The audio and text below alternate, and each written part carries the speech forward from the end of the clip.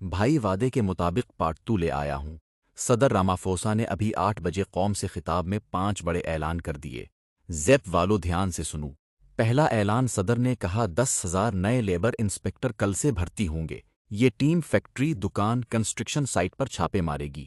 جو مالک بغیر ویزے والے فارنر کو نوکری دے گا، اس پر R1000 جرمانہ، جیل۔ صدر نے کہا غیر قانونی لیبر ہمارے لوگوں کی نوکریاں کھا رہی ہے۔ دوسرا اعلان ہوم افیئرز میں آپریشن کلین اپ شروع۔ صدر نے کہا جو افسر پیسے لے کر جعلی پاسپورٹ، جعلی زیپ بناتا ہے وہ کل سے جیل جائے گا۔ تمام ایئرپورٹس پر نئی الیکٹرانک ٹریول آتھرائزیشن لگے گی۔ جعلی کاغذ والا ایئرپورٹ پر ہی پکڑا جائے گا۔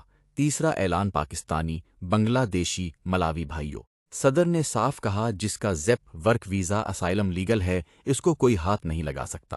کوئی آپ کو ہسپتال، اسکول، کلینک سے نہیں روک سکتا۔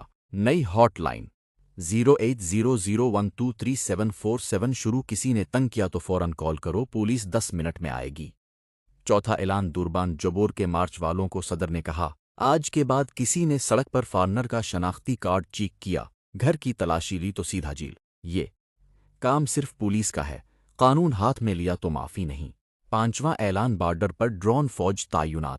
صدر نے کہا اس سال 4.5 لاکھ لوگ غیر قانونی داخل ہوتے پکڑے، اب ایک بھی نہیں آئے گا۔ لیگل SCD والوں کے لیے وان سٹاپ بارڈر پوسٹ کھول رہے ہیں، تو بھائیو لیگل ہو تو ڈرو مت، الیگل ہو تو کاغذ پورے کرو۔ میں ہوں محمد ہادی، جوہانسبرگ سے۔ کل صبح نئی اپڈیٹ ابھی فالو کر لو تاکہ مس نہ ہو۔